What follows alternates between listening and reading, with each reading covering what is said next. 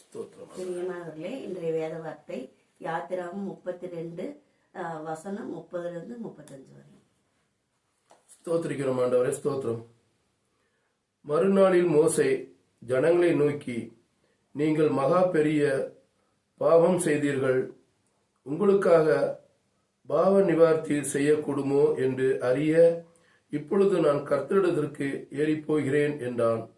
அப்படியே மோசே கர்த்தரிடத்திற்கு திரும்பி போய், ஐயோ, இந்த ஜனங்கள் பொன்னினால் தங்களுக்கு தெய்வங்களை உண்டாக்கி மகா பெரிய பாவம் செய்திருக்கிறார்கள். ஆகிலும் தேவரீர் அவர்கள் பாவத்தை மன்னித்தருளினால் மன்னித்தருளும், இல்லாவிட்டால் நீர் எழுதின உம்முடைய புஸ்தகத்தில் இருந்து என் பேரை கிறுக்கி போடும் என்றான். ஆமென். அல்லேலூயா. அப்ப மக்கள் எவ்வளவு பாவங்கள் செய்தாலும் அந்த மோசே அந்த அவரு போய் ஒவ்வொரு பாவத்துக்காகவும் தேவனும் மன்றாட போயிருக்கிறார். ஆமென். அல்லேலூயா. இது போல மன்றாட போகும்போது கூட அப்ப அந்த மக்களோட பாவத்தை எடுத்து போடுங்கன்னு சொல்லல, தன்னோட பேரை கிறுக்கி போடுங்க என்று சொல்லியிருக்கிறார். ஆமென். அல்லேலூயா. ஏன்னா மோசே ஒரு பாவம் செய்யல, அப்பனா அந்த கர்த்தர் சொல்லிட்டாரேன்னு ஒரு வார்த்தைக்காக அந்த ஜனங்களை வழி நடத்த போயிருக்கிறார். ஆமென். அல்லேலூயா. அந்த மக்கள் எவ்வளவு இக்கட்டான சூழ்நிலையில இருந்து அவர் மீட்டெடுத்திருக்காரு. ஏன்னா அந்தெல்லாம் கூட நினைக்காம மறுபடியும் பாவத்துல போயிருக்கிறாரு. ஆமென். அல்லேலூயா. நம்மளும் இப்படித்தான் ஒவ்வொரு பாவத்திலும் போய் நம்ம சிக்கி கொள்ளுவோம். அப்ப ஏதோ ஒரு வழியில நம்ம போதகரோ, நமக்கு ஒரு ஆலயத்துல ஒரு பாஸ்டர்களோ நமக்காக ஜெபிப்பாங்க, நமக்காக எல்லாம் செய்வாங்க. அதையெல்லாம் மீறி நம்ம பாவம் செய்வோம். ஆமென். அல்லேலூயா. இந்த பாவத்தை செய்யக்கூடாது. அப்படின்னா பிறருக்காக நம்ம பாரப்படுறவங்களா இருக்கணும். அந்த மோசே என்ன செய்தார்?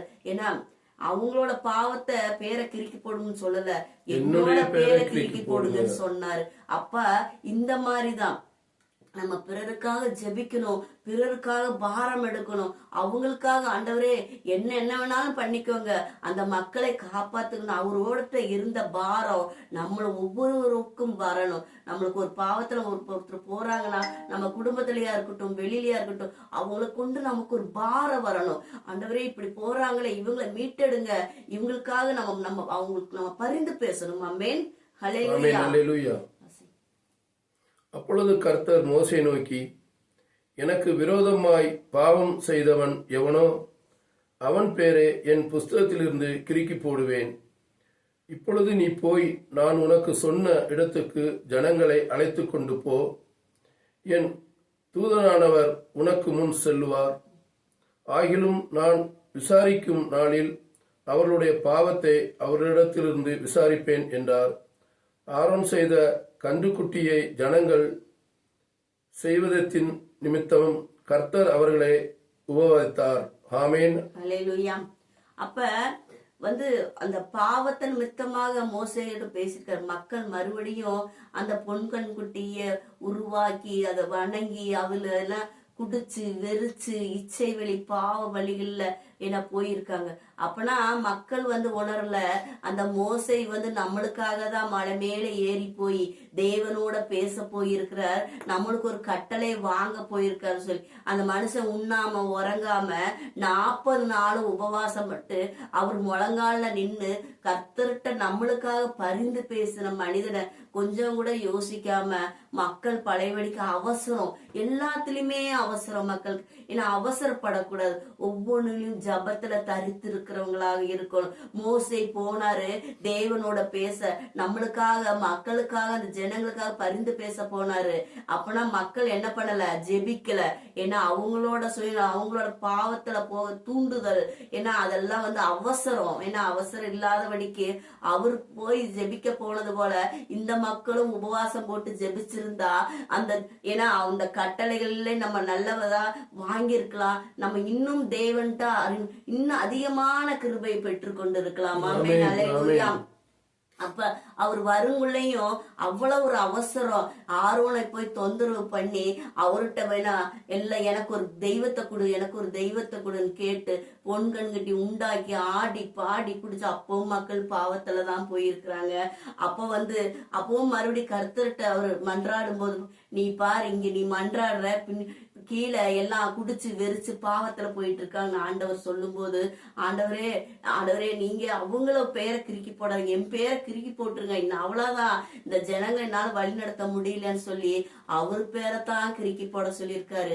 மக்கள் பேரை கிறுக்கி போட சொல்லவே இல்லை. ஆமென். அல்லேலூயா. அது போலதான் நம்ம அப்பவும் ஆண்டவர் மோசேக்காக ஜனங்களை மன்னித்தார். அல்லேலூயா. ஜனங்களை ஒரு இடத்துல கூட்டிட்டு வா அப்படின்னு சொல்லி இருக்கிறார். ஆமென். நான் நீதி செய்யும் போது அவங்க பாவத்துக்கு நான் நீதி செய்வேன் என்று. ஏன்னா ஒரு பேரையும் கிறுக்கி போடல. ஆமென். ஹல்லேலூயா. அப்ப நம்மளும் இதுல கவனமா இருக்கணும். ஏன்னா ஒவ்வொரு பாவத்திலையும் நம்ம போயிருவோம், நமக்கு தெரியாமையே தூண்டுதல் மித்தமாக ஒரு செல்லு வழியாக ஏதோ ஒரு வழியில நம்ம பாவத்துல போவோம். இந்த வார்த்தையெல்லாம் நம்மள கவனமா கேட்டு இத வாசித்து நம்ம புரிந்து கொள்ளணும். எந்த பாவத்திலையும் போய் சிக்கிக்க கூடாது. ஆமென். அல்லேலூயா. ஏன்னா மோசேயை போல வழி நடத்துறவங்களா இருக்கணும். ஏன்னா அவரு நம்மளுக்காக ஒவ்வொருவருக்கும் பாரப்பட்டிருக்கிறார், ஒவ்வொருவரையும் நம்மளை மீட்டெடுத்திருக்கிறார். ஹல்லேலூயா. ஏன்னா நம்மளை மீட்டெடுத்த தேவன் பெரியவர். ஆமென். ஹல்லேலூயா. அதனால கவனமா இருக்கணும். இந்த காலத்துல என்ன கொடிய காலம், கடைசி காலம். இந்த கடைசி காலத்துல நம்ம ஆவிக்குரிய ஜீவனை பாதுகாத்து கொள்ளணும், நம்மளை பாதுகாத்து கொள்ளணும், நம்மள ஒவ்வொரு சூழ்நிலையும் நம்மளை பரிசுத்தமாக்கி கொள்ளணும். ஆனா எந்த பாவத்திலும் போயிட்டா தேவனோட ஜீவ புஸ்தகத்துல பேரை கிறுக்கி போட அவர் ஏன்னா ஒவ்வொரு நம்ம ஒவ்வொரு சூழ்நிலையிலும் தப்பித்து வைக்கிறார். அப்பனா நம்ம என்ன பண்றோம், மறுபடியும் போய் பாவத்திலேயே விழுகிறோம். அதை செய்யக்கூடாதபடிக்கு தேவன் இந்த நாள்ல கூட பேசுகிறார். ஆமென். ஹல்லேலூயா. அதனால நம்மளை பாதுகாத்து கொள்ளணும். நம்ம அவரோட பரிசுத்த ரத்தத்தினால் நம்மளை கழுவப்படணும். நம்மள ஒவ்வொரு நாளும் நம்ம என்ன செய்யறோம், அதிகாலையிலிருந்து இரவு வரைக்கும் நம்ம என்ன செய்யறோம், நன்மை செய்யினாலும் பரவாயில்ல, தீமை செய்யாமல் நம்மளை பாதுகாத்து கொள்ளணும்னு சொல்லி தேவன் இந்த நாள்ல நம்மளுக்கு ஒரு வார்த்தை கொடுக்கிறார். ஆமென். அல்லேலூயா. ஏன்னா மோசே மாதிரி அவரை பின்பற்றணும். அவர் எப்படியெல்லாம் மக்களுக்காக பாரப்பட்டார், அது போல நம்மளும் பிறருக்காக பாரப்படணும், பிறருக்கு உதவி செய்யறவர்களாக இருக்கணும், பிறருக்கு ஜெபிக்கிறவர்களாக இருக்கணும் சொல்லி தேவன் இந்த நாள்ல நம்மளோட பேசிக்கொண்டிருக்கிறார். ஆமென். அல்லேலூயா. கேட்ட வார்த்தைக்காக ஜெபித்துக் கொள்ளலாம். தகப்பனே ராஜா சோதரிக்கிறப்பா, இந்த நாள்ல கூட தகப்பனே கர்த்தாவே சோதரிக்கிறோம். பாவத்துல ஒவ்வொரு பிள்ளைகளும் ஆண்டவரே தகப்பனே உலகத்தின் காரியத்துக்கு அடிமையாகி ஆண்டவரே பாவத்துல போயிட்டு இருக்கிற ஒவ்வொருவருக்காக நாங்க ஜெபிக்கிறோம். ஆண்டவரே தகப்பனே ராஜா, உங்க ஜீவ புஸ்தகத்துல ஒவ்வொரு பேரும் கிறுக்கி போடாதபடிக்கு ஆண்டவரே உங்க ஜீவ புஸ்தகத்துல பேர் எழுதும்படிக்கு நாங்க ஜெபிக்கிறோம். ஆண்டவரே எல்லா மக்களுக்கும் உங்க கரத்துல கொடுக்கிறோம் சுவாமி. தகப்பனே கர்த்தாவே சோத்தரிக்கிற ஆண்டவரே, நீ தகப்பனே வேதவஸ்தம் சொன்னது போல நீதி செய்யறோம் இன்னும் நீதி செய்யட்டும், பரிசுத்தமாறும் இன்னும் பரிசுத்தமாகட்டும், அநியாயம் செய்யறோம் இன்னும் அநியாயம் செய்யட்டும், நான் சீக்கிரத்தில் வரப்போகிறேன் என்று சொல்லுகிறார். ஆமென். அல்லேலூயா. தகப்பனே அவர் சீக்கிரத்துல வரும்போது அந்த ஜீவ புஸ்தகத்துல நம்ம பேரெல்லாம் எழுதி வைத்திருக்கணும். தகப்பனே ஒரு பேரும் கிறுக்கி போடாதபடிக்கு ஒருவரையும் அக்னி கடல்ல தள்ளாதபடிக்கு ஆண்டவரே எல்லா மக்களையும் நீர் மீட்டெடுக்கணும். ராஜ்யத்துல பிரவேசிக்க சாமியை சோத்திரிக்கிறோம். ஆண்டவரே இந்த வார்த்தை ஒவ்வொருவருக்கு கடந்து சொல்லணும். ஆண்டவரே இதை ஒவ்வொருவரும் தகப்பனை தெரிந்து கொண்டு எந்த பாவத்திலும் போகாதபடிக்கு மக்களை நீர் பரிசுத்தமாக்கும்படிக்கு நாங்க ஜெபிக்கிறோம். ஆண்டவரே எல்லாரையும் உங்க கரத்துல கொடுக்கிறோம், எங்களை தாழ்த்தி உங்க கரத்துல கொடுக்கிறோம். ஜீவனோட நல்ல பிதாவே. ஆமென். ஆமென். அனைவருக்கும்